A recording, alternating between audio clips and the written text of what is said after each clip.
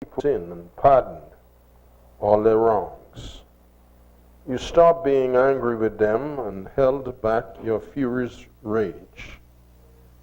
Bring back, O God, our Savior, and stop being displeased with us. Will you be angry with us forever? Will your anger never cease?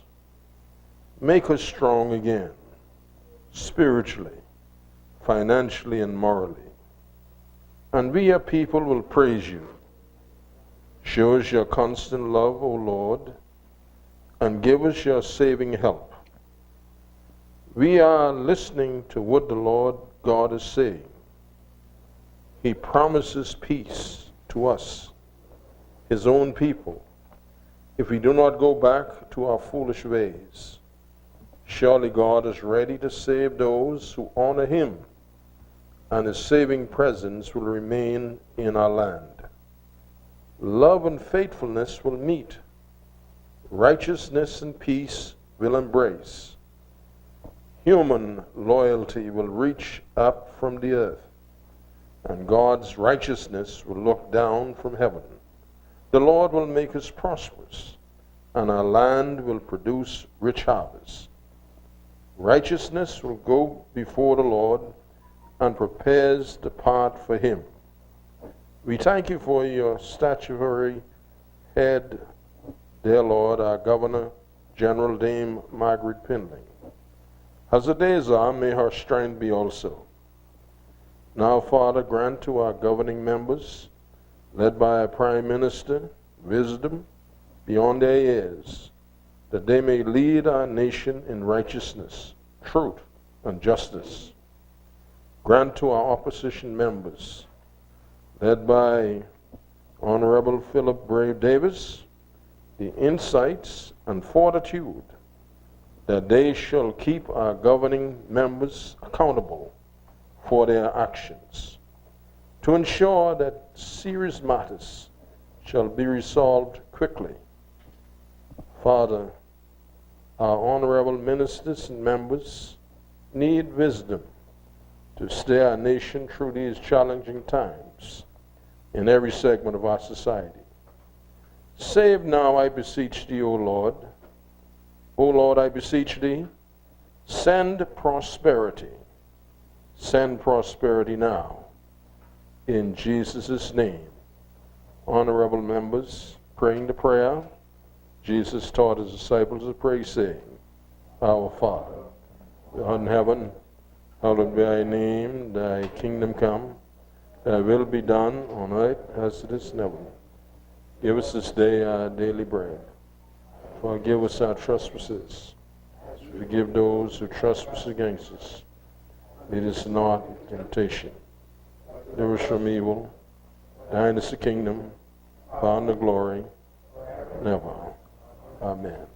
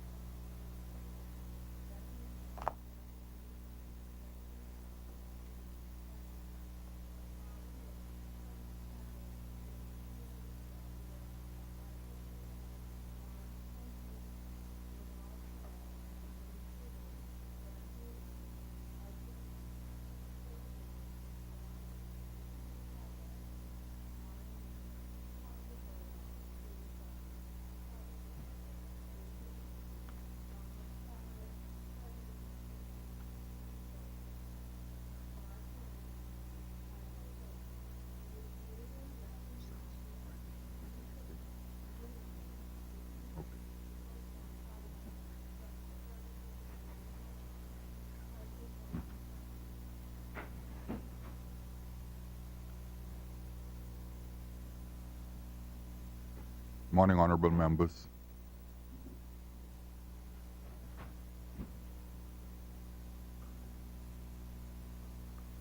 Communications by the Speaker. just want to remind honorable members of the observance of Remembrance Day, which is Sunday, November 12th, at Christ Church Cathedral, George Street. The services begin at 11 a.m. and the service for the laying of wreaths will follow at 12:15 p.m. We invite all members to make an effort to attend that service.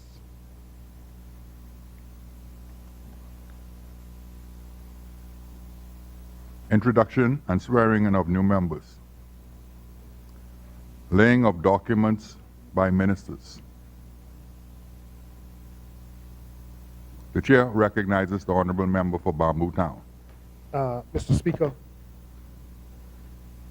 I rise at this time with the intention of suspending the House until 11 so that we can give all members of the House of Assembly and cabinet ministers an opportunity to view the body of the former Member of Parliament, Mr. Calvin Johnson, the former Member of Parliament for Fort Finn Castle, whom the state is going to give a state-recognized funeral to. And we're going to provide buses, well, a bus, for those members who may not have a ride at this time down to Butler's Funeral Home. And so we will have a vehicle to carry persons down there. So I would move that the House do suspend until 11 a.m. this morning. Is there a second? It has been moved and second that the business of the House do suspend to give the members an opportunity to view the body of a former parliamentarian, Calvin James Johnson. As many as are in favor will remain seated. Those who oppose will rise. The business of the House stands suspended until 11 a.m. this morning. All right.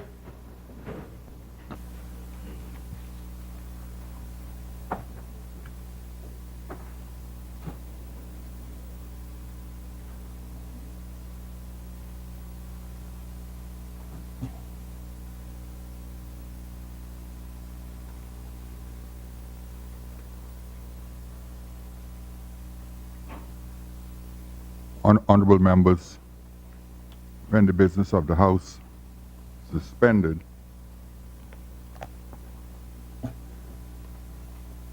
we were at item 5 on the agenda. But just before we proceed, we wish to call on all members at this time to give a moment of silence in respect of our former colleague, Calvin James Johnson.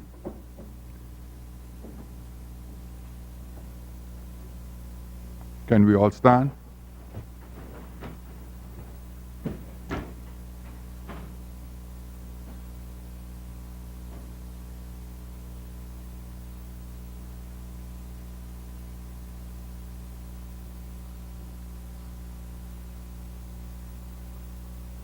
Thank you, honorable members.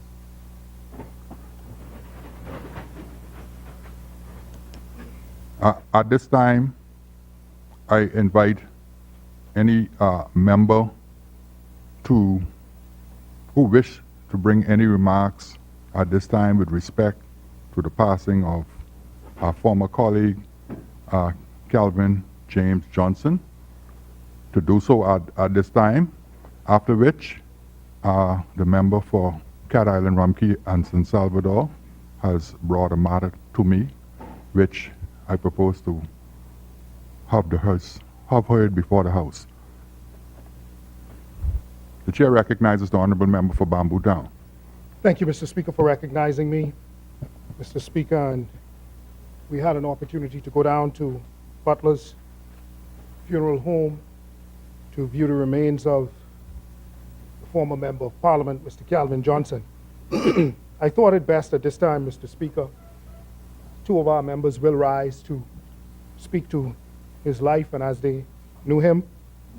But there has been much consternation, it seems, somewhat so, as to the funeral that he's receiving. And I just thought it was instructive, both for the House and for the general public, that they would understand the difference between the state funeral, official funeral, and a state-recognized funeral. Calvin Johnson, the former Member of Parliament for Fort Fincastle, is getting a state-recognized funeral. Mr. Speaker, in accordance with the policy for government funerals that was effective in July of 2009, a state funeral is the highest level of government funeral, and it is given to governor generals, prime ministers, serving or retired, and cabinet ministers who die while serving in office. That's a state funeral, Mr. Speaker. An official funeral, Mr. Speaker, is a funeral which is given to former cabinet ministers and serving members of Parliament. Underscore the serving. The government covers the funeral costs up to a maximum of $10,000, and we have other trappings that go along with said funeral. The other tier of funeral is a state-recognized funeral, which is given to former members of Parliament, serving permanent secretaries, and other high-ranking public officers or civilians who may have invaluable contributions to the state. The government provides live broadcasting of the funeral service via national radio, representation of the cabinet and parliamentarians, and senior public officers are mandated in attendance. And so I thought to lay that out there in the ether so that we would have that issue put to rest in the blogosphere. We are a government that follows the established policies, rules, regulations, and laws of this country. And we are honoring our former member and colleague with the funeral that is designated for him under the policies of the government of the Bahamas. And so, Mr. Speaker, at this time I will take my seat and allow other members who were much more familiar with the life of the former Member of Parliament, Mr. Calvin Johnson. Thank you, Honorable Member.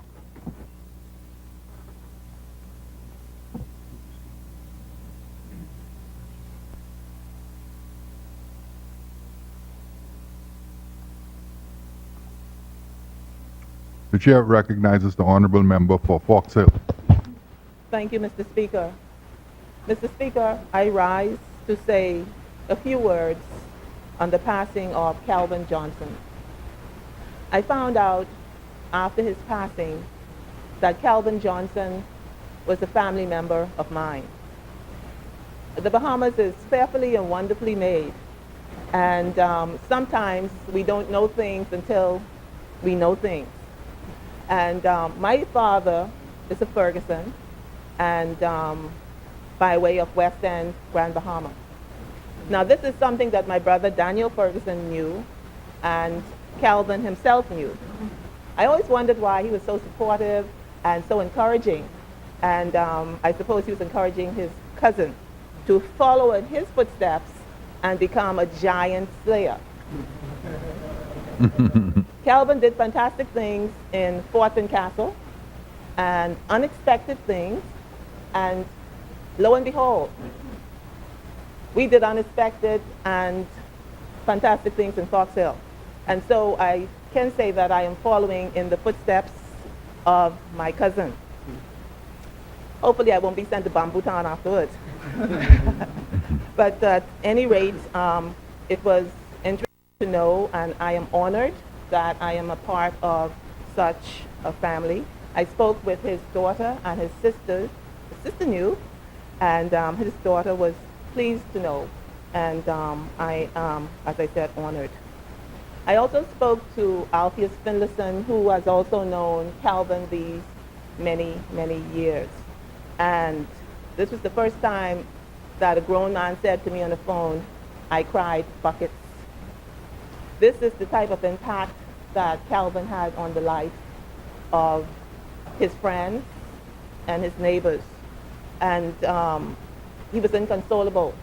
This speaks to the man, this speaks to his life, and this speaks to his character. Mr. Speaker, when we went by the funeral home today, there was a quietness and a dignity about it all. And this is what is lacking in some parts of our country today, a quiet dignity that should order our affairs, our interactions with each other, coupled with or mingled with a love and respect for each other. This is the life of Calvin Johnson, and I am proud to have this moment to say these few words. May God rest his soul. My heartfelt condolences to his family, my family. May God bless them all.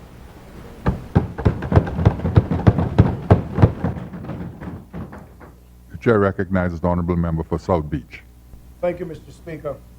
Today I rise in honor of the memory of one of our great and outstanding parishioners of St. Francis Xavier Cathedral, the former Consul General in the United States in New York, and also one who was committed, dedicated member of our faith community, the Catholic religion, Brother Calvin Johnson. Mr. Speaker, I have known Mr. Johnson for nearly 30 years, particularly following my return from the United States of America, when I became more intimately involved in the ministry of the Catholic Church, particularly and especially St. Francis Xavier, where he also was a member. And in those days, we attended the 7 a.m. and at times the 9 a.m. Mass. It was changed eventually upon the construction of the new cathedral to the 8:30 a.m. Mass that he and his family frequented. In 2000, Mr. Speaker, I became a permanent deacon in the Roman Catholic Church, and one of my more energized and energetic supporters and encouragers was Mr. Johnson. As I am sure some of us who have donned the ministerial responsibilities would know, as it is somewhat correspondent to that of the life of a politician, it is a more challenging and difficult apostolate, responsibility. Yet, Mr. Johnson was always encouraging and always enabling in that very sometimes difficult and problematic ministry, facilitating the lives of those to whom I had preached and sought to serve. It was also, Mr. Speaker, when I contemplated becoming affiliated with frontline politics, that one of the souls that I sought, because again of our relationship in the church and his own sense of faith, the journey of his own life in that respect, as well as his life as a politician, I sought his counsel and advice. And again, in his usual manner, he was sober, honest, maybe kind of with less than the varnishment I would have expected, but honest and again continuing, Mr. Speaker, encouraging. And throughout this past year, because it's only been a year since I've really been involved in frontline politics, I would again meet Calvin in church and some other times in a social environment. 2 weeks before his passing, he and I met on Bay Street. And I guess sensing the challenge of being a minister in government, especially responsible for a large ministry such as the Ministry of Education, he left to me with these words: stick with it. Stick with it. Now, I don't know if he saw something on my face, Mr. Speaker, that gave him possibly some reason to suggest that I may be absconding from responsibilities with this challenge of a ministry and the responsibilities of being a politician and a servant of the people, but he advised to stick with it. So I rise today on behalf of our grieving community at St. Francis, where tomorrow his mortal remains will be first funeralized and interred. And on behalf too of that group in St. Francis, the men's group, we wish to extend to his family and his group of relatives our deepest sympathies, but more importantly, Mr. Speaker, our continuing prayerful support. May his soul rest in peace. Thank you, Honorable Member. The Chair recognizes the Honorable Member for Centerville. Good morning, Mr. Speaker. Thank you very much for this opportunity. I rise on behalf of the people of Centerville, and I want to thank them for this opportunity. I'd like to offer my condolences to the family of Mr. Calvin Johnson, former parliamentarian. I also want to, on behalf of the people of Fort Fincastle and East Street and Farm Road, all of whom had an opportunity to be represented by former parliamentarian Calvin Johnson. I begin my relationship with Calvin in 1992 when I campaigned with him. He was running against a giant. And we were very, very excited at that moment that we realized that the young people of Centerville had decided that they wanted change.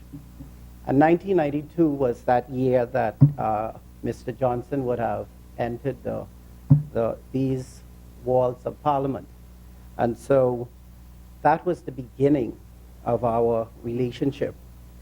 I then campaigned in 2007, where he was an integral part of my campaign in St. Thomas More. And his advice and his encouragement, like others would have mentioned, was very important to the success of the Free National Movement in 2007. Once again, in 2017, Mr. Johnson, I met with him, we talked, and he offered great advice and encouragement.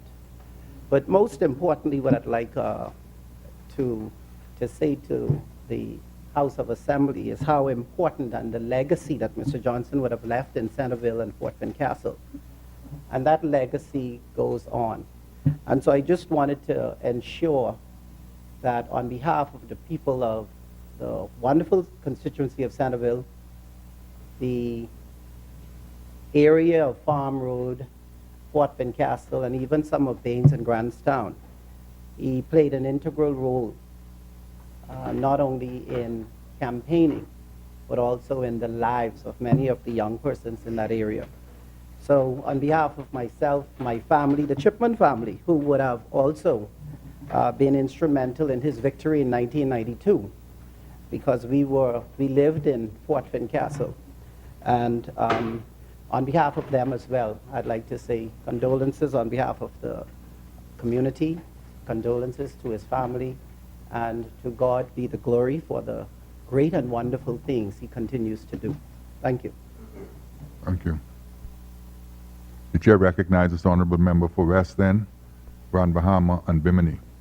Good morning, Mr. Speaker, fellow parliamentarians. I rise on behalf of the people of West Grand Bahama and Bimini, firstly to express sincerest condolences to the family of the late Calvin Johnson. Secondly, to acknowledge the work that he would have done throughout our country. We acknowledge that he has come from West Grand Bahama, and we wish to say to his family Thank you so much for loaning him to public service. We realize that there are many of us who leave our homes to fight on behalf of our people, Mr. Johnson being one of them from the community of West End. And so today, we say to his family, thank you for loaning him to us. We acknowledge that he would have done great in his work while here on earth. We wish to support you continuously in remaining a part of his legacy that he would have created by ensuring that it does not die. We thank him for everything that he would have done in representing West Grand Bahama well, and we wish to say to his family that God's grace and guidance be with them in their days ahead. May his soul rest in peace. Thank you. The chair recognizes the honorable member for South and Central Andros. Thank you, Mr. Speaker. Mr. Speaker, on behalf of Her Majesty's Loyal Opposition and the community of South Central and Mangrove Key Andros, which I represent, and the communities over the hill, I would like to say this is a very sad day for us, as we today extend our condolences to the memory and legacy of former parliamentarian Calvin James Johnson. As a matter of fact, Mr. Speaker, I never knew that Calvin was from West End. Being a McCullough Corner Mason's Edition boy, we always thought he was from Mason's Edition by birth. He's always there. And he was one of the few, I guess, real what you call light-skinned fellas in them days over the hill. You all know what I'm talking about in that area. And he really gave much hope to young persons in the community of Mason's Edition and McCullough Corner. Many evenings you can see him sitting on the wall by Miss Fairland's bar, just next door to my mom's house right now in McCullough Corner East. And so today the boys in the corner, Rick, we call him Alacup, Gummy George and Fred, and the entire crew, T-Fat, all of the boys in the corner, we all saddened by his passing. He was a decent man, an exemplar, had a very positive disposition, and also a very caring individual. For him, back in the day being elected in 1992, myself and a member for Carmichael and others would have been just returning from university in Jamaica. It was a time of much change in our society. And to beat, at that time, who we called Afi Maycock was a major political achievement. Afi was a giant. And as I said, I want to be on the record as saying the Honorable Alfred T. Maycock, but we called him affectionately over the hill Afi. And you can imagine those days, we had all the days at the events on the park, for the Marshall Cooper Park, in the heart of my district. And as I know my mom is right there listening, he was a great Saxon. And the Saxons will always be great, the greatest group ever in this country. I don't care who you may be. And so today, on behalf of the community that grieves today, especially the community of over the hill, Centerville, by extension, is more in particular, McCullough Corner Mason's Edition and the Progressive Liberal Party. He also had a chance to serve in the diplomatic corps. Good example. Ambassador, Consul General for the Bahamas, did really well. So the disenfranchised and less fortunate young man or woman over the hill, Odell Corner, Barrel Ground Corner, Taylor Street, McQuay Street, or DeVoe Street, who would feel sometimes disenfranchised, undervalued. He gave hope. And he sat in those days, I can just see him sitting on the wall under the breadfruit tree in Mr. Austin's yard with a suit on, with all the boys lined up on the wall and giving us a sense of hope. In those days, I would have been at the Solely Road campus at the College of the Bahamas in the electronics program some years ago. So my heart was heavy when I saw his brothers and others, his family and his daughter this morning at Butler's funeral home. And we would no longer see him smooth shaven head, moving through the corner, hailing people with those full teeth and the effervescent smile. So today, he's gone to meet his reward for that decent young man who gave many in the over the hill community of McCullough Corner and Mason's Edition particular hope, commendation. Speaker, may the soul of Calvin James Johnson rest in eternal peace.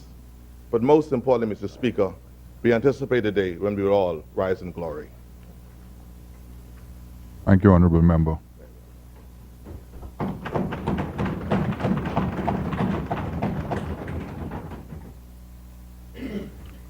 May his soul rest in peace. Now, I suspect at this time we are about to disturb the peace a little bit.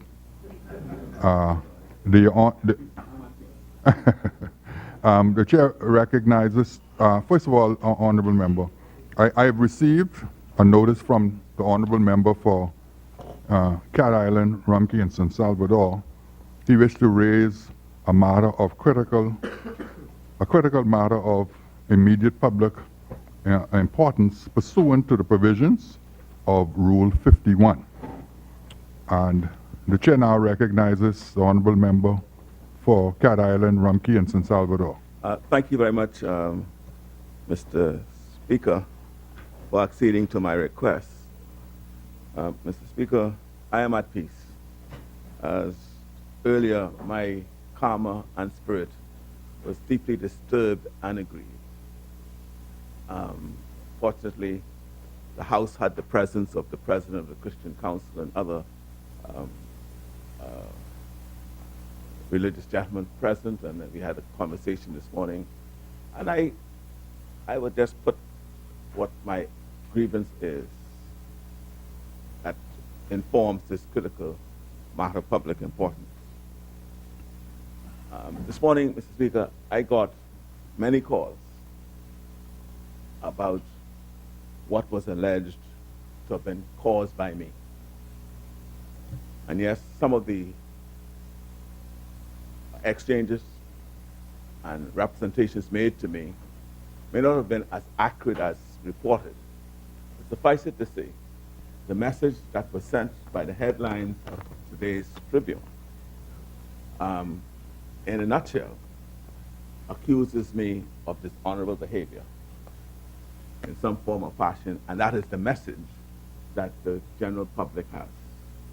That I would have somehow or someday either influenced or otherwise caused my brother to be given a contract, and it goes on to say 8,000 higher than the preferred bidder. 80,000 than the preferred bidder. Now the matter is now in the hands of my lawyers, I can say that. But suffice it to say, what disturbs me most about this is that the minister responsible for BPL, in a sitting, I think sometime prior to the 20th of September,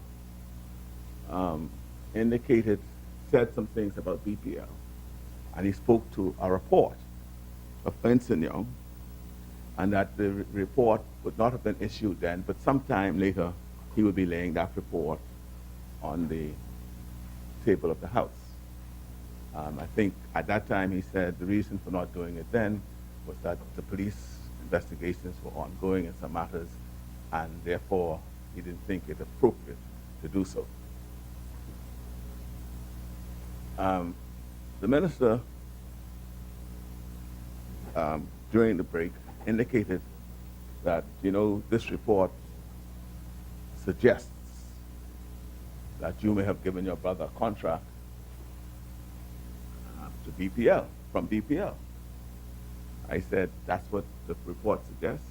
I said, what else did the report say? He said, that's all the report says, that you gave your brother a contract. I said, well, that report would be incomplete. And if you check, you'll see that's incomplete. Because when I became aware that BEC had awarded my brother a contract, and it came to my attention, I immediately summoned the chairman of BEC. If I'm not mistaken, the member for Bamboo Town may have been present, or I may have discussed. I knew I discussed the matter with him for sure.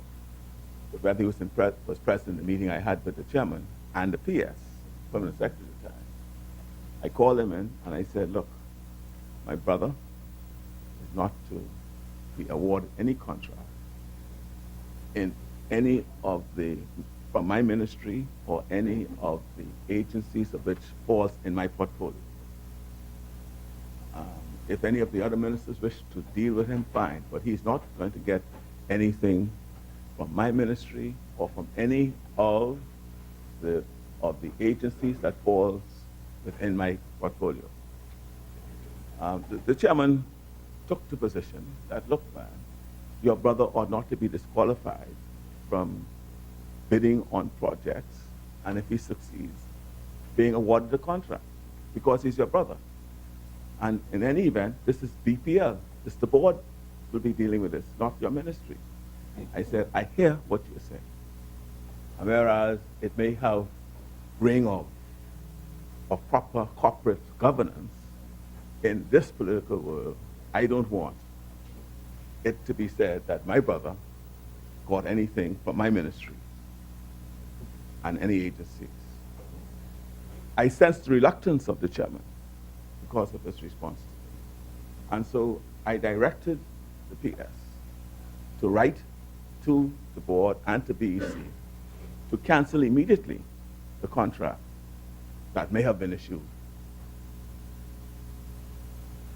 I conveyed this to the minister. And I said, if Ernst & Young does not accord, does not go further with their report, then their whole report is just the continual witch hunt that you all are continuing on, just to smear and to scandalize PLPs. And I said, check with your PS to see whether or not, and quite frankly, when I was speaking to him, I knew that I had done some things, but I wasn't quite sure that the letter had gone out. But I knew that I gave the instructions. So I asked the minister to check. Oh? Listen up. I checked. I said, so check with your minister, your PS. About a week or so later, the minister, and unfortunately I didn't take the letter home, I just threw it right in the drawer here. And this is the first time I take it out after opening it. I just made sure, checked to make sure it was here this morning. From him. He brought the letter to me. I want to lay it on the table. Right? That the PS did in fact carry out my instructions. Right? To cancel the contract. Right? And I laid it on the table as well. And when he gave it to me, I said, now, he gave this to me around, I think no date is on it, but I would suspect it's sometime after the 20th of September. He gave it to me, and I said, well, now you need to ensure, and now, Mr. Speaker, this did not come from me. This came from the minister to me. So it would have come from an official source. From an official source.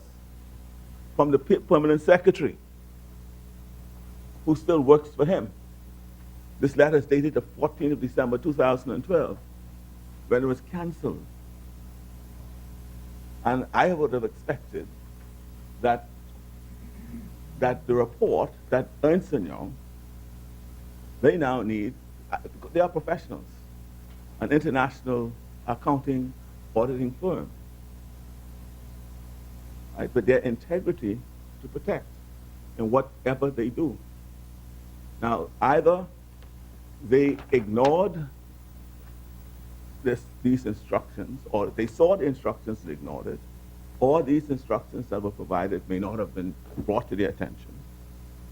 Whatever it is, but the very least I had expected was that the minister, having discovered this, would have said to Ernst & Young, you need to go back on that particular matter and take this into account. I'm not going to tell them what to say about it, because it's their professional view. They could have still commented as they wish, but at least take this into account. But it wasn't. And so, Mr. Speaker, it is an egregious effort on the part of those officers. It continues, Mr. Speaker. You see, and I said, they're targeting PLPs, no doubt about it. Because I could say here that not only PLPs got contracts from BEC, you know, F&Ms too. In fact, F&Ms got contracts in the ministry in any matter that I was involved in. We did not preclude anyone. We did not. And while he laughed, I can say that the brother of the Prime Minister was one of those who got contracts from BPL for a lot of money too, welding contracts in Clifton, at the Clifton Pier. Wasn't because he was after them or the brother of the Prime Minister, because he's a Bahamian who could have done the work. But why was his file brought to the attention of Ernst & Young for their comment? Because I'm advised by the chairman, the same procedures that were used to award all the contracts that they're commenting on was used in respect to him as well. So why would they want not comment on that?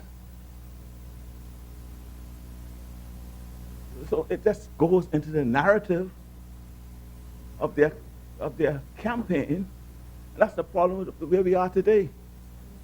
Because we continue to look back. And if you're looking back, you're going forward. If you're going forward, you can fall in a hole you don't even know. Stop looking back and start governing. That's what this is all about. And the evidence of it is right here. They continue to that, Mr. Speaker. All right, and so, Mr. Speaker,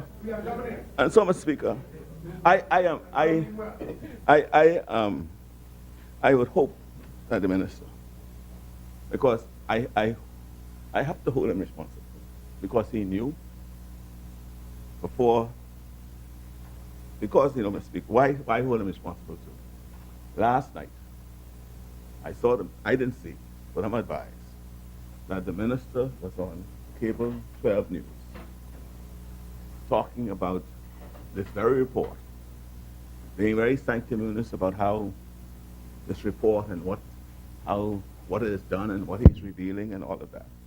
But never once, knowing what was in the report, never once indicated that there may be some errors in the report that has to be corrected. But I hope that because I hold him accountable for this, because he knew, and because he gave me the letter. And like I said, Mr. Speaker, and I laid on the, I like to lay it now. I probably have to get another copy, because I don't have a copy. Unfortunately, Mr. Speaker, like I said, I just kept it in the drawer. Didn't move it. Didn't know I'd have to use it. I might have just taken it and thrown it away somewhere.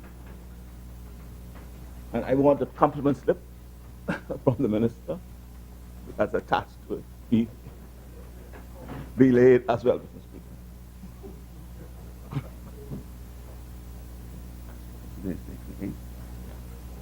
Speaker. Order that the documents be brought up. I would expect the appropriate... Honorable member, the newspaper article as well. Yes.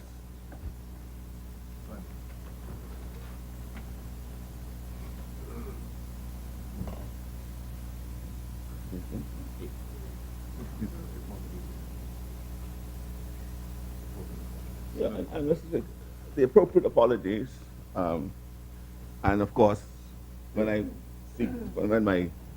will seek the advice of my counsel and attorneys on the matter, determine what next steps should be taken in respect to the matter. Thank you again, Mr. Speaker, for your indulgence.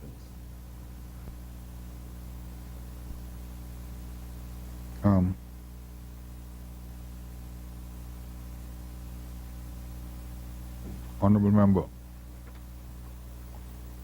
do you have a signed copy of this letter? This one is not signed. Mr. Speaker, that's why, Mr. Speaker, I said I gave you the letter. I gave you what was given to me by the minister. You want the envelope too, Mr. Speaker? This was came to me, Mr. Speaker. And that's all. And that's the envelope too, Mr.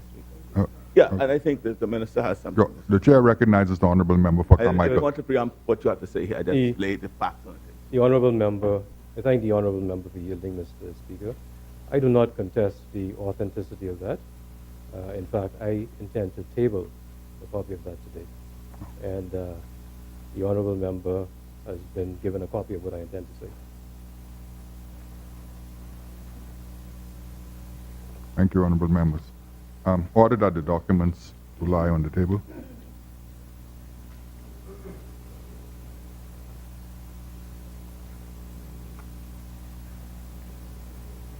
Uh,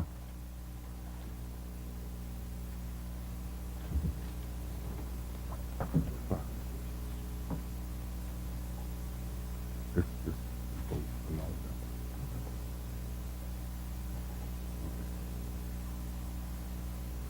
them. Laying of documents by ministers.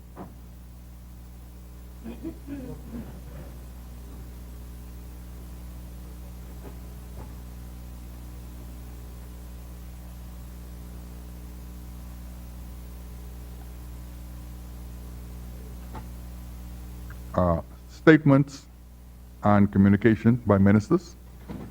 The chair recognizes the honorable member for Carmichael. Mr. Speaker, I wish to make a communication with respect to the Ernst & Young report on Bahamas Power and Light Company. Speaker, I intend to table the report without much comment today, except to provide some guidance to colleagues and to the media. In doing so, I note that regrettably, the report was leaked to one media outlet, which published a story on it without the benefit of these comments. As a result, the reputation of the leader of the opposition may have suffered an unwarranted attack, something that I sincerely regret. First, sir, there are a number of BPL employees who, by virtue of the jobs they had to be investigated. I'm pleased to say that though their names were mentioned in the report, most of them were subsequently exonerated of any wrongdoing whatsoever. They continue to be highly valued team members in BPL. And in this respect, I wish to expressly thank Mrs. Cecile Green, Ms. Ina Mora, Ms. Garnell Shepard, Ms. Crystalline Dean, and Mr. Kevin Boleg. BPL values their service, and we look forward to many years of continued productivity and goodwill. Secondly, Mr. Speaker, the report, which was concluded some time ago, makes an allegation in respect to the leader of the opposition. I wish to confirm that the allegation is incorrect. It is based on incomplete records at BPL, and I wish to say unequivocally that there is no evidence whatsoever that the leader of the opposition did anything wrong. With these comments, sir, I wish to table volumes 1 and 2 of the report, together with a letter from Permanent Secretary Higgs, which completely exonerates the leader of the opposition. I know him to be an honorable man and would wish to see not wish to see his reputation besmirched. Mr. Speaker, before I move on, I think members ought to appreciate that when we are in this place, the integrity that we bring is important. And so before I sought to table that report, knowing there was an allegation against a fellow sitting parliamentarian, I spoke with him privately, as he indicated, as I would do with any member of this place. I pulled him on the side. I spoke with him privately. I said, there's an allegation about you. He took issue with that. And there's an opportunity for him to be able to communicate directly with my office, as I indicated from the first time I came here, which he took advantage of. He did. My permanent secretary confirmed that the ministry had done what he had instructed it to do. Somehow, the records of BPL do not reflect that letter. That is regrettable, because when the auditors came in and when they did their work, they would not have come across that letter. The report has not been reprinted. It was fully my intention to indicate that when I spoke here today. But somebody who had access to that report, and there's a very small number of persons, leaked it out. As a result, a reputation could be tarnished.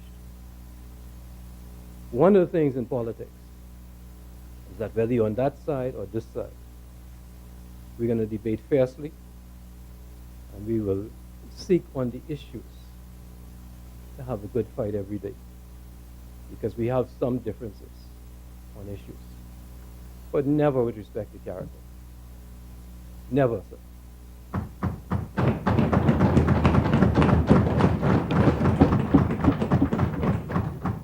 So, Mr. Speaker, I've offered my apology to the Leader of the Opposition. There was no intention to attack his reputation. In fact, he and I have a personal relationship, the basis of which some of my colleagues, unfortunately, have not taken well to. But that's okay. That's okay. He's indicated that he holds me personally responsible. I understand that. I understand that. I understand that. He is still my friend, Mr. Speaker. You're smiling now. That's good. As I said, from the first day here, he is still my friend. I still have high regard for him. I still thank him for whatever he's done for me. But, but I want to make that clear, Mr. Speaker, that had this not been leaked, this could have been handled in a much more decent way, and I apologize for what has happened. It ought not to have happened, and that is what happens when persons do what they have done. We all learn a lesson from it. So, Mr. Speaker, I conclude by advising first that new procurement policies are now in place at BPL. They are desperately needed and will need to be scrupulously followed. Finally, sir, there is a. Did I give you 2 copies? I give you both copies. Did you get both? Speaker, I don't know if Cat Island got both copies or 1 copy of my letter. I don't know if you got 1 copy or 2 copies of my letter. The letter. Did you get 1 copy or 2 copies? Speaker, I wonder if I can get the copy back from Cat Island I gave him this morning, because I want to read it. Yes.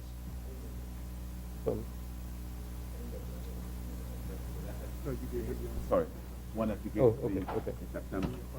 You could. Speaker, can I borrow the copy that you have? Yeah.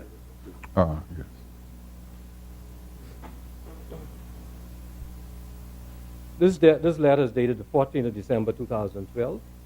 It is from the Permanent Secretary of the Ministry of Public Works, Mr. Colin Higgs, and it is to Mr. Leslie Miller, MP, Chairman of BEC. It says, re-ALD construction.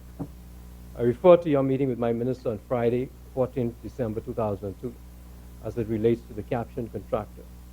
I am directed to request that BEC terminate with immediate effect the 2 contracts recently awarded to ALD construction, namely contracts for the renovation and painting of the Blue Hills substation and for the repair of the substation building, Soldier Road. ALD construction should be invited to submit any claims for compensation for which they feel entitled. To the extent that any such claims cannot be agreed between the parties, the same should be resolved by arbitration pursuant to the appropriate contract clauses. They should also be requested to take steps to remove all their plant machinery, materials, and equipment from the construction site and terminate any subcontracts which may have been entered into by them for the purposes of or in connection with the contracts. Your kind cooperation is appreciated. Speaker, I read that into the record because there's never any intention for me to attack the reputation of any person. And I do so particularly my friend Cat Island.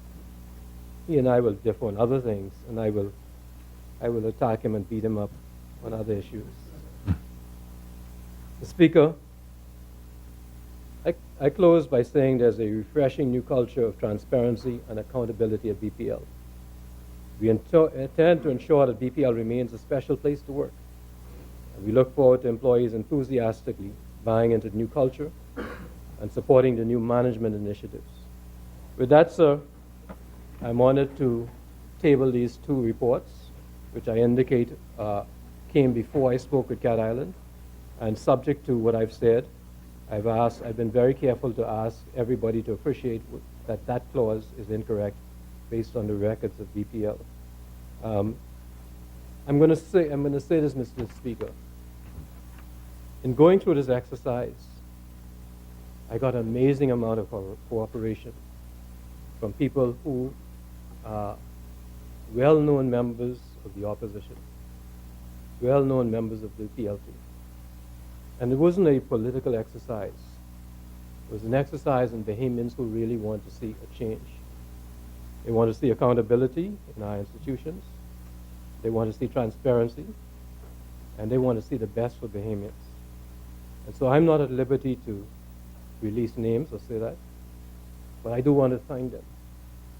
I want to thank every one of them, because all of us as Bahamians have an obligation to put our country before a party.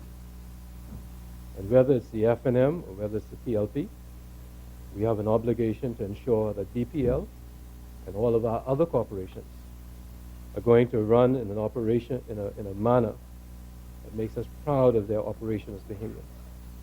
With those few words, Mr. Speaker, I wish to table the letter, which I got secondhand because I thought I had 2 copies here, and for some reason, which I've read, I wish to table the volumes 1 and volumes 2 of the report.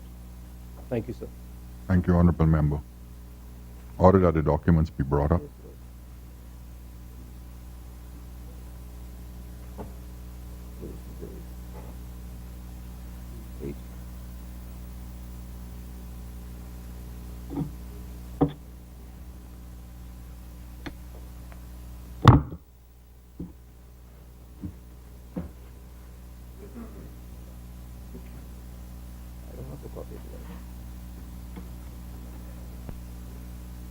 The chair recognizes the Honorable Member for Cat Island, Rumkins, and Salvador. To my expressing to my friend of Carmichael, we are both from a profession where we argue vigorously, robustly, don't agree on many things, but at the end of the day, it really does not impact personal relationships. And I think that is something that we all have to try to build ourselves up to. Because very often we take disagreements to the level where we start hating on each other. And that's not me. I've never been that way.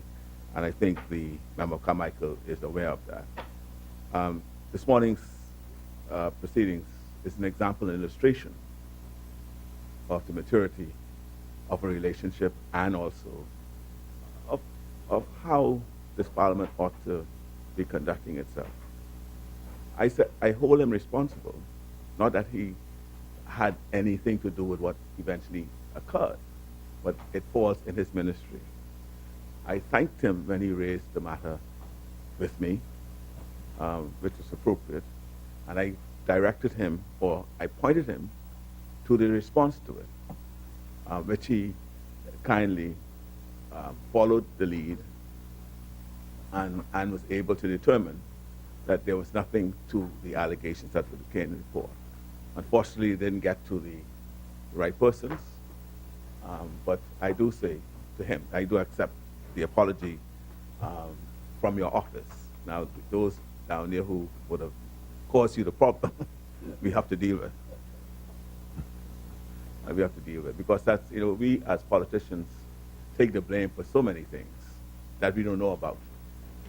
But we have to sometimes accept the responsibility for what is being blamed. And those who cause us to be blamed ought to be dealt with. That's part of being transparent and accountable. I thank you for your apologies, and I do accept it sincerely.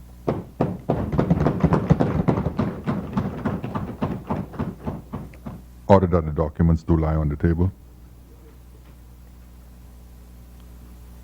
Honorable members, while we are in the spirit of transparency and accountability and exposure and disclosure, I'm in receipt of a report from the Office of the Auditor General of the Commonwealth of the Bahamas. It's an audit report on the Royal Bahamas Defense Force, Ministry of National Security, for the period July 1st, 2013 to June 30th, 2015.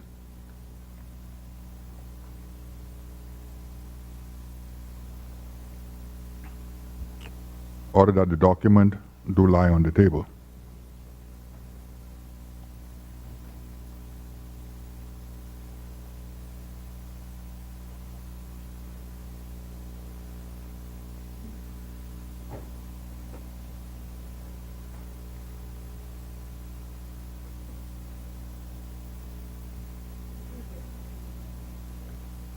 Yes, I believe there should be copies available, particularly for the Public Accounts Committee.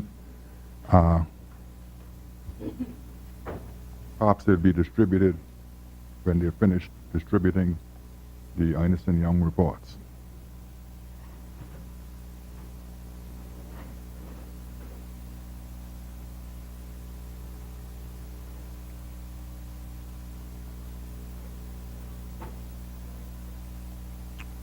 Communications by the clerk.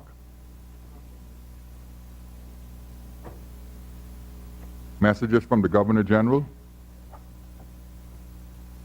Messages from the Senate. Motions for leave of absence, leave to resign seat, and new writs. Presentations of petitions. Presentations of reports of committees. Adoption of report of committees, first readings of bills, second reading and committal of bills. Sorry. The chair recognizes the honorable member for Yamakro. May it please you, Mr. Speaker.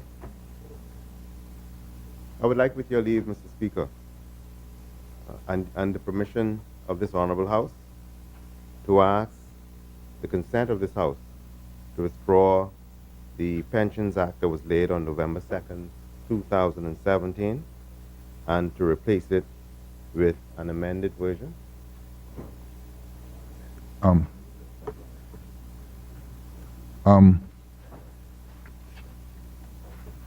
Honorable members, for no objection from my Majesty's loyal opposition. Leave granted. Thank you, Mr. Speaker.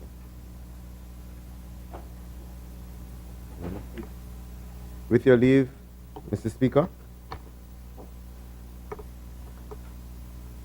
I beg leave to introduce and read for the first time a bill for an act to amend the Pensions Act 2017.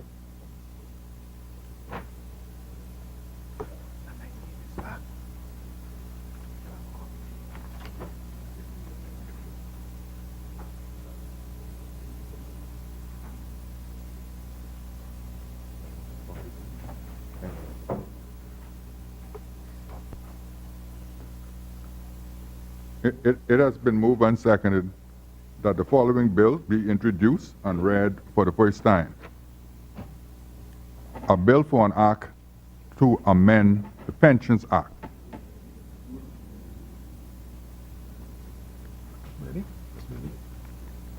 As many as are in favor will remain seated. The contrary will rise. Order that the bill be read for the first time. A bill for an act to amend the Pensions Act.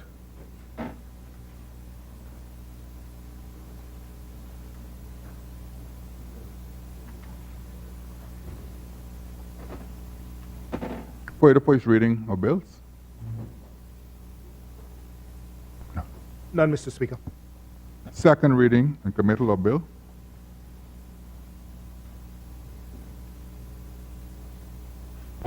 May it please you, Mr. Speaker, I rise and beg leave to read for a second time a bill for an act to amend the Pensions Act 2017. Can I have the podium?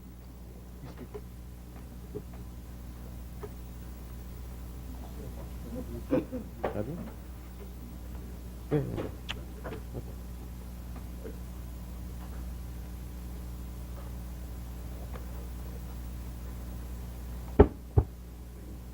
Yeah. There, I'll put it over.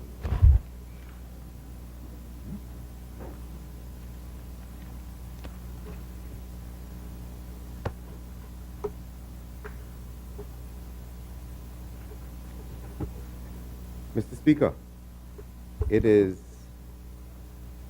a distinguished pleasure of mine today to begin the debate on this bill that was laid, an act to amend the Pensions Act, which seeks to provide a new Section 5A in the Pensions Act, Chapter 43, to allow the Governor General to grant full pension to a person who would have served for a minimum period of 25 years, and at least 7 years of those years as the Commissioner of Police or Commander of the Royal Bahamas Defense Force. Mr. Speaker, with your leave and through you, I would take this opportunity to extend heartfelt condolences to members of my family on the passing of my big brother, Ray Anthony Johnson. And also to extend condolences again to my family. And I saw where Golden Gates made mention of my beloved late aunt, Miss Brenda Watson, who also passed. But as the good book says, the Lord gives, the Lord takes away. Blessed be the name of the Lord. Amen. Mr. Speaker, why I say it is a distinguished pleasure of mine to move this bill today? It is because the institution, one of the institutions to which it refers, is near and dear to my heart, that of the Royal Bahamas Police Force. Mr. Speaker, as I go through, I would like to stick a pin there because I'll come back and say to this Honorable House at the end of my presentation why the institution is near and dear to my heart and why it is a delight today to move this bill to amend the Pensions Act. But I would like to quote, Mr. Speaker, with your leave, from a book that was written on the history of the police force, a history of the Royal Bahamas Police Force. And when it was published in 1990, they were then celebrating, or as I then was, we were then celebrating 150 years of that institution. And from paragraph 1, it goes on to state the origins of the police force and when it started, and it says, and I quote, "On March 1st, 1840, the Bahamas force was formed by 16 men under the command of Inspector Gerald John Pinder. Some, if not all, of these men were formerly night guards. Probably all, with the exception of John Pinder, were former slaves." And that was pre-independence, Mr. Speaker. But with the advent of independence, the Royal Bahamas Police Force and later the Defense Force continued to serve this beloved Bahama land with distinction and with honor and with patriotism. And it's my delight to highlight some of the persons who were in the vanguard of an organization that adopted me, trained me, and then suggested to the government that the people's funds should be invested in my education, to which myself, my family, and I are eternally grateful. I would like to make mention of the late Mr. Sir Harvey Thompson, who became the first commissioner in an independent Bahamas. It represented then the quintessential expression of Bahamianization, because before that, the Royal Bahamas Police Force was always headed by a non-Bahamian. And what demonstrated the strength, as I am told, as I speak to the old warriors, or the old battle axe in this country about Mr.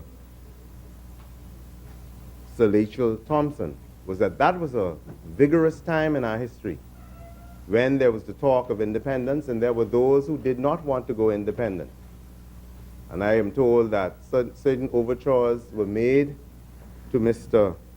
Sir Rachel Thompson as to what his thoughts were in the track that the Bahamas was then on for independence. And he decided to serve as the commissioner. And he did not follow the awkward intent or the negative intent of those who did not want to go. Then there was Mr. G.A. Bartlett, Mr. Gerald Bartlett, and a man that is near and dear to my heart. And you know why I say that? I quite recall after I made a number of applications to go away and study after I did night school, I didn't finish school, and Mr. Barnaby saw my travails. And Mr. Barnaby one day said, son, get on the plane and go. The papers would follow. And I had persons writing saying that I should return home. But I want to say to Mr. Barnaby, his family today, that I'm eternally grateful for them. For a man who had vision, a man who understood how sometimes the public service can work serious disbenefits, if I can use that word, and hurt to persons. And so he assisted me. Then there was Mr. Reginald Ferguson, Mr. Paul Farquharson, Mr. Ellison Greenslade, who's just retired, and Mr. Anthony Ferguson. And so those were the men who led the Royal Bahamas Police Force.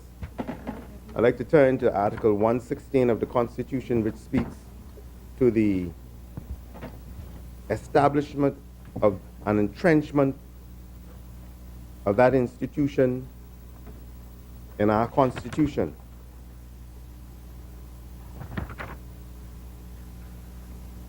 Pardon me, Article 118. And 119 speaks to the appointment of a commissioner and how it is done through the attorney to the Governor General, the Prime Minister, after consultation with the leader of the opposition. And I was delighted during the ceremonies to see a gentleman that I revere and respect in attendance in the person of Cat Island Rumkey in San Salvador, after he would have affirmed by way of consultation that he approved of the appointment. And so Mr. Ferguson was appointed. And so, Mr. Speaker, we come to the point where we lay this bill to do something that is equitable, something that is just, and something that is fair. For persons who swear to protect the sovereignty of this country, in the personhood of the Commissioner of Police and the Commodore of the Royal Bahamas Defense Force. And as I said earlier, this bill it's not the first time in the history of the Bahamas that the Pension Act has been amended. But this amendment seeks to amend the Act in circumstances to provide a pension for those persons, and it will insert Section 5A into the Pensions Act, will provide for those persons, particularly for those individuals, whether they be the Commissioner of Police or the Commandant of the Defense Force, where they would have served 25 years, and at least 7 of those years being served either as the police commissioner or the defense force or the commander of the defense force. That person would be entitled to a pension. Now, there are many things, Mr. Speaker, that may necessitate, after such long, committed, and valuable service to our country. There may be sickness. There may be other incidences that may necessitate one desiring to leave, or as the Commissioner said when he gave his presentation, that he felt that the time had just come for him to move on. And so he decided to retire from the Royal Bahamas Police Force. He accepted an appointment to be an ambassador for the Bahamas, and I know that he will serve with distinction, as he's done before. And as an aside, you know, I have sat, or I've been in the society, and I've heard the comments that have been issued against the Commissioner, and I quite recall when I first spoke about crime, and I indicated about the Commissioner, and I hold him in high regards, that the crime situation has a lot to do with our families and with Bahamians taking personal responsibilities for our choices and our decisions. And until we're able to do that, until we're able to play our role in a positive way, whether it be by directly speaking out against domestic violence, which account for a large number of our homicides, and I always like to take the opportunity to highlight Dr. Patterson and the work that she's done over the years, and highlighting some of the brutality that exists in every social structure that this country possesses, whether it be the church, the home, school. And so he's done his best in the performance of his duties, and we're doing what is just, what is fair, and what is equitable in these circumstances to provide for the commissioner and for the Defense Force commandant. And so we put this bill forth today, Mr. Speaker. Mr. Speaker, I said earlier why, and my contribution will not be very long today, why it is that I have a great pleasure in laying this bit of legislation. And I indicated that I spoke to the institution that had adopted me, trained me. They became my brothers, my sisters, and some of my greatest mentors.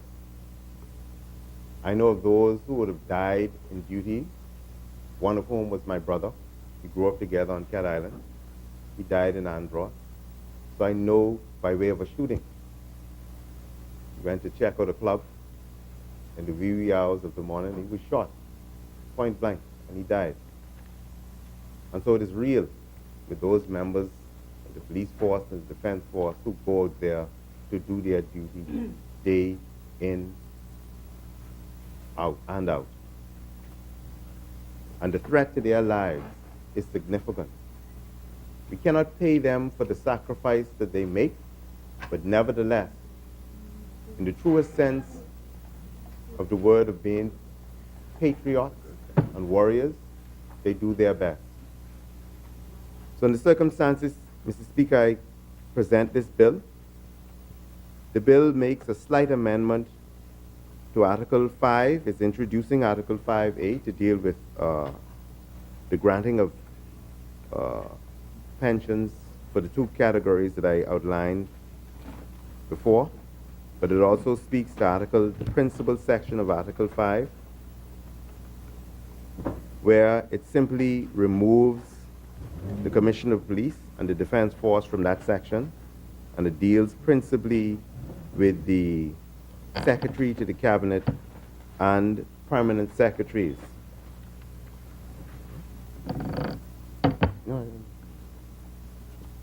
So, Mr. Speaker, in all the circumstances, I lay this bill. And those are my submissions. Thank you. Thank you. Thank you, Honorable Member.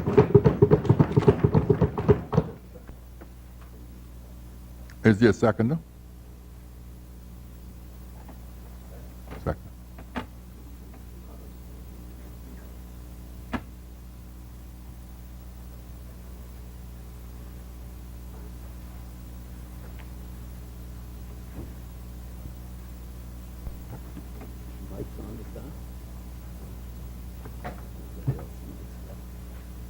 Thank you, Mr. Speaker.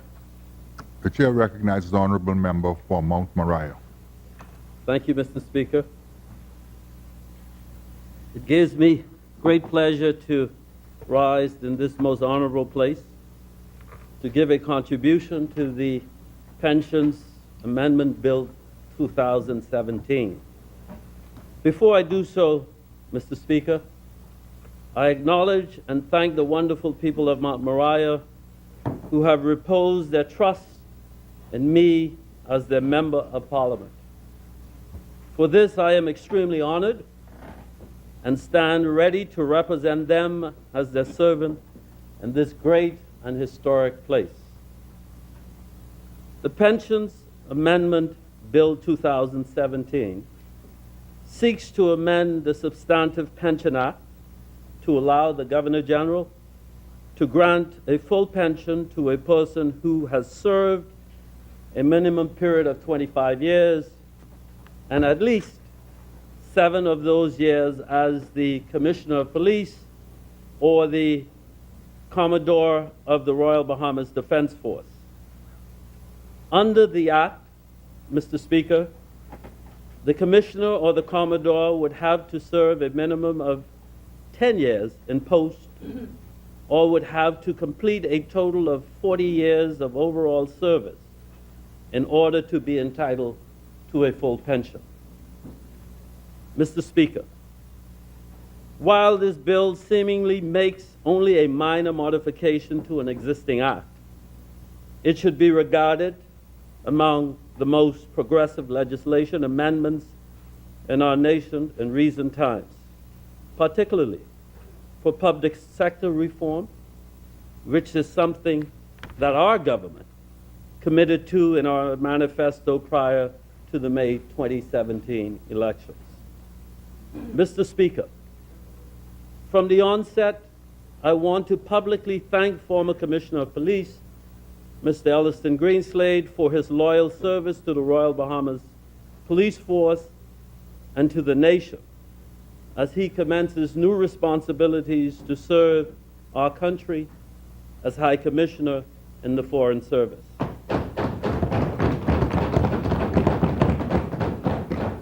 I also use this opportunity to publicly thank his family for the sacrifices they have made during his long-standing career.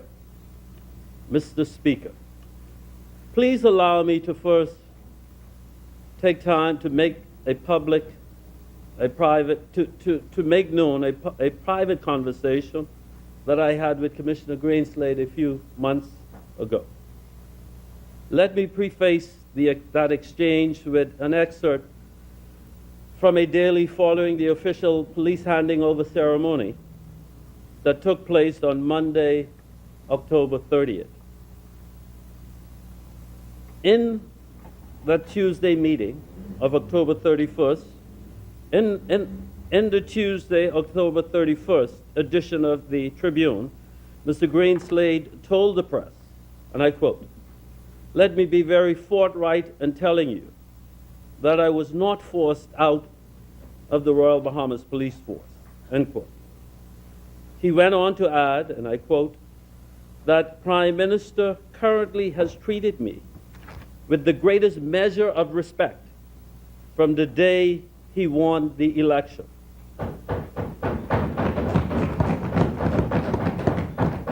There are actually no hidden agendas and news stories. The time has come for me to move on," end quote. For 23 years, Mr. Speaker, I have served in the Royal Bahamas Police Force. And from the day, I was an avid supporter of term limits. When I left the force, the one career that I had at the time, I knew that the timing was right for me to move on. It was following one of our weekly briefings, that meeting between myself and then Commissioner Greenslade, that Commissioner Greenslade intimated to me, and I am paraphrasing, "I recalled when you were serving as Deputy Commissioner of Police, and you came into my office and told me that your time had come, and you were tendering your resignation and moving on. I did not understand at the time why you had come to such a decision." Mr. Greenslade went on to say, "That is until now. I find myself at the same place, and I feel that the time has come for me to move on. Mr. Speaker, I believe that when one ascends to a position, one should have a well-thought-out plan in mind, and that plan should have a timeline for execution. That plan should be organized in a process from a period of implementation to execution. Once that plan is completed, then that serving leader should pass that baton on to a new leader so that the organization can continue to move forward and grow. Mr. Speaker, I do believe that we witnessed a demonstration of this just a few short days ago. Mr. Speaker, progressive law enforcement agencies around the world have long concluded that in an extremely dynamic and ever-changing field such as law enforcement, a decade could be too long for one person to hold such a critical position. One of the reasons why our government supports term limits for commissioners of police, commodores of defense force, and commissioners of corrections. They note that these positions must be fluid and changed in the medium term to promote organizational enhancement, foster new ideas, and increase morale. The top post of law enforcement agencies is a critical one around the world. So much so that it has a meticulous selection, appointment, and retirement process. Eligibility requirements are typically extensive and come with a range of competencies. Police chiefs in many U.S. cities serve at the pleasure of the city's mayors and can be moved at any time for performance issues. Other countries, such as the United Kingdom, make use of a fixed term limit, which also can be terminated for cause. In fact, a recent examination of police chiefs around the world found that the average number of years in the post in the United States and Canada is 6 years. In the United Kingdom and Australia, the average number of years is 7. Mr. Speaker, please allow me to make a general comment. Sometimes leaders become too insecure, possessive, and at times even obsess over positions when they ascend to them. Somewhere along the line, they make the mistake and think that the organization they lead belongs personally to them and no one else. When persons remain in top positions for far too long, they run the risk of becoming complacent and begin to lose the true purpose, which is the advancement of the organization and not themselves. But when it's time to go, it is simply time to go. And we all, at some point, would reach that point in our lives. In a small nation like ours, every employee aspires to ascend to a limited number of top positions in their organizations wherever they serve. Hence, we must find ways in which to encourage incoming and serving employees, no matter who they are, to serve. In this case,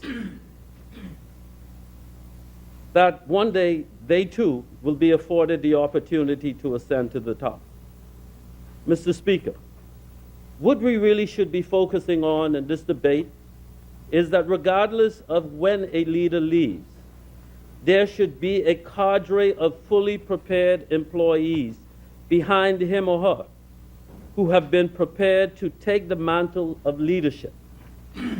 Mr. Speaker, this is one of the first progressive steps in our government's plan to retool and revitalize the public service, to introduce a serious succession planning model, and to set our public service on a path to creativity, innovation, and productivity. Since 1840, our police force has had 27 different leaders, 7 of whom served in an independent Bahamas, and the organization continues to survive. This debate should be elevated to one where we begin to discuss how we can encourage our younger generation and prepare them for future leadership. This, the people's government, intend to bring to an end the brain drain in the country. Mr. Speaker, Parents all across the Bahamas work hard and try their best to provide their children with the best education possible. Some parents have been able to provide their kids with tertiary level education from local institutions such as the University of the Bahamas. Other parents were able to send their children off to some of the best universities across North America and Europe. I know about the sacrifices and hardships that many parents have made and continue to make in order to make ends meet and pay the expensive tuitions and other fees associated with obtaining university education. Some parents have borrowed large loans and in some cases have remortgaged their homes, all in an effort to secure the funding for higher level of education, which they hope would be useful to fulfill the dreams of their children of ascending to the top positions in their field of interest in both the private and public sector. Mr. Speaker, when they were young, we all encourage our children to strive for excellence in their studies. We promise them that if they study hard, that one day they could be whatever they choose to be. We told them that they could go as high as their dreams would take them, and that the sky was not the limit, but only a target. Unfortunately, we have not always lived up to those promises, as we seem to sometimes make it very difficult for aspiring Bahamians to have an opportunity to make it to the top. Mr. Speaker, we have become conditioned to keeping public servants in top positions for long periods of time. That prevents our qualified and competent individuals from ever having a chance or an opportunity to take the helm and make significant contributions to our nation. In the past, a number of senior public officials who were on the verge of retirement were given extensions to continue to serve in their posts. There are also instances where individuals were called out of retirement to serve in high-level positions, which could have been adequately and effectively filled by competent and qualified civil servants who were moving through the ranks.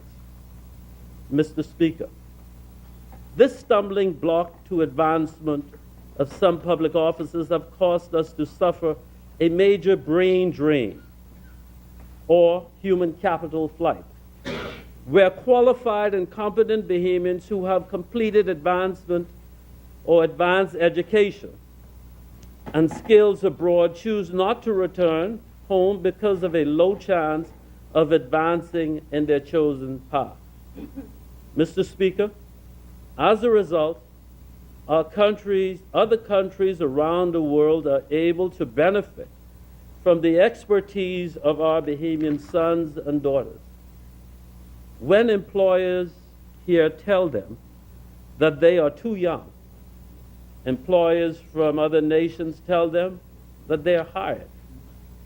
When some employers here tell them that they will have to wait for another 10 years, employers from other nations tell them that they are the best persons for the job. And while, as a nation, we have told them to sit small until their name is called, employers from other nations tell them to take the position and run with it.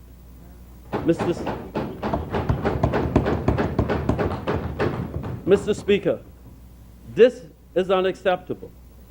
And through the proposed amendment, the people's government is taking steps to correct this. We want our Bahamian sons and daughters to return home and serve and build their own nation.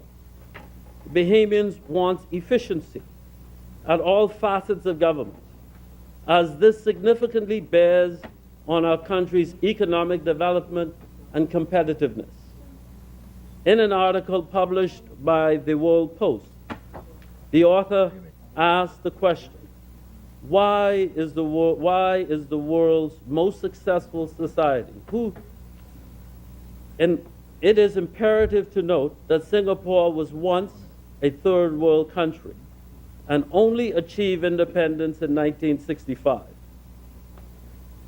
Yet, its government operation accounts for 22% of its GDP, and the country has one of the lowest unemployment rates according to a 2014 article, Economics is a Political Thing. The government initiated 3 policies: meritocracy, pragmatism, and honesty. Meritocracy, which means that the country selects its most capable citizens.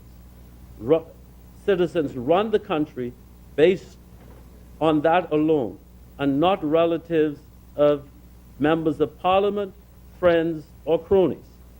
Pragmatism, whereby there is no reinventing of the wheel, and honesty, where corruption was stamped out. Mr. Speaker, I am proud to be led by a progressive leader in the Honorable Member for Kalani, Prime Minister Hubert Minnis,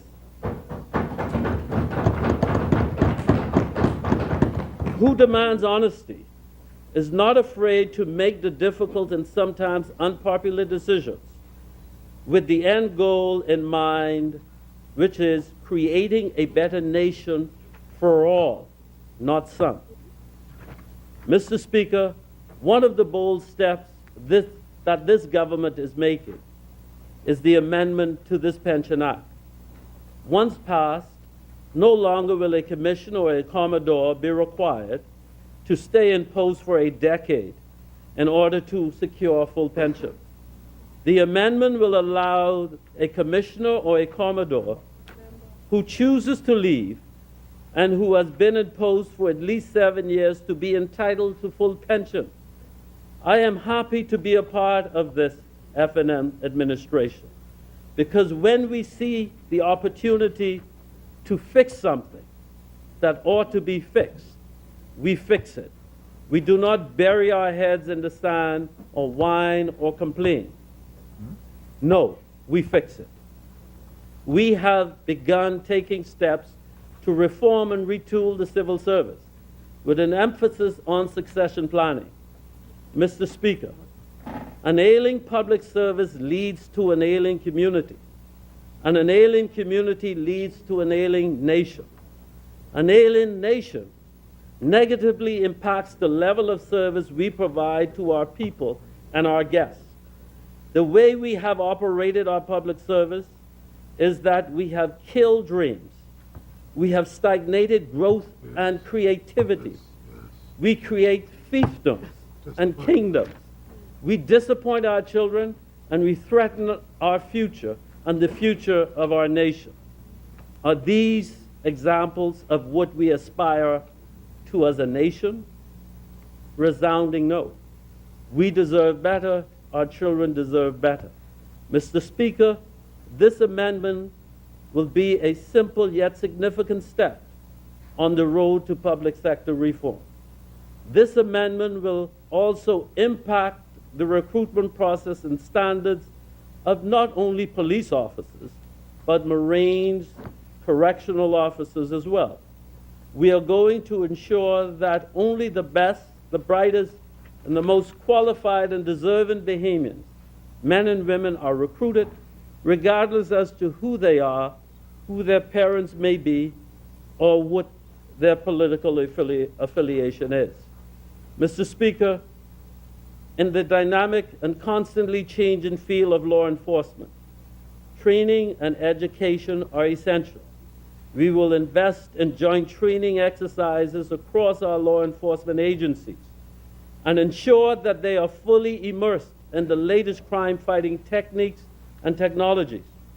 We will take full advantage of training opportunities offered by our international partners and long in-service training as well, local in-service training as well. We will also strengthen in-service training at the police college and international training for officers throughout the rank and file to keep them current with new trends and best practices and law enforcement today. Mr. Speaker, this will all lead to a progressive, necessary succession planning regime. We are going to ensure that promotion process is transparent, fair, and consistent across the board. We are going to ensure that only the best and the brightest officers who have the requisite skills and experience to function at the highest level are promoted. Promotions will be in line with an appropriate establishment of the force, and advancement to the gazetted level will be based on actual vacancies. We will not be in a situation where it appears as if we are creating new posts as we go along. We are very close to completing our manpower audit of the Royal Bahamas Police Force, which should be out shortly. Some of our preliminary findings reveal what we suspected since coming into office, and that is that there is an oversubscription of senior ranks within the police force. Further, if this status quo is maintained, the 5-year projection shows that there will be no vacancies for senior officers' promotions at the highest level for a number of years. Imagine, if you will, how this could impact the productivity and morale of the organization. Mr. Speaker, this amendment, once passed, is also strategically aligned with our move to execute a comprehensive succession plan of our law enforcement agencies. This plan will identify, train, and prepare the new tier of leaders for top positions within these organizations. Coupled with their experience, this succession planning program will help to provide these future leaders with the requisite skill set to be effective law enforcement executives in the 21st century. Mr. Speaker, this amendment, once passed, will bode well for the future of this country and will lead off in the overall improvement of our service. We know that our police force is filled with talented officers who have demonstrated the capacity to lead the organization one day. We also know that in order for them to be successful in a constantly changing law enforcement profession, they must be properly prepared in order to have the capacity to execute our government's aggressive crime agenda.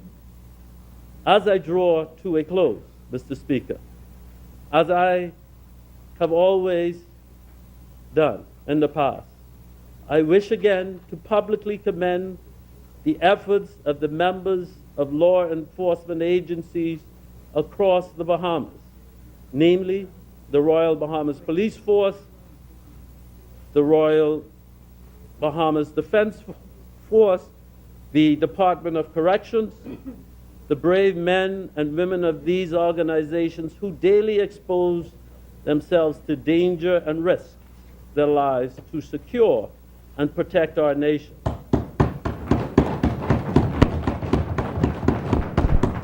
A grateful nation thanks you for your continued service. Mr. Speaker, the future of our nation depends on our ability as leaders to ensure that we create a public service that allows for growth and regeneration through a proper succession planning mechanism. Our government is committed to doing just that. Our country will benefit economically, socially, and intellectually. Everyone who aspires to reach the pinnacle in their respective profession will be afforded an opportunity, and our young people will be more inclined to return home and to the country of their birthplace. Mr. Speaker, I support this bill for an act to amend the Pensions Act. Thank you.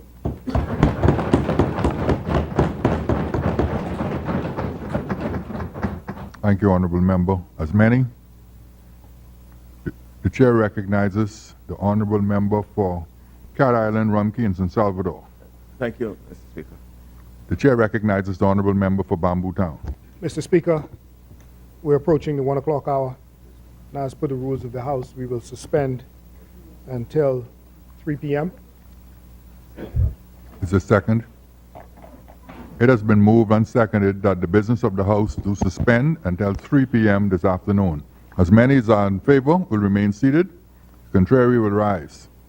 The business of the House stands suspended until 3 p.m. this afternoon.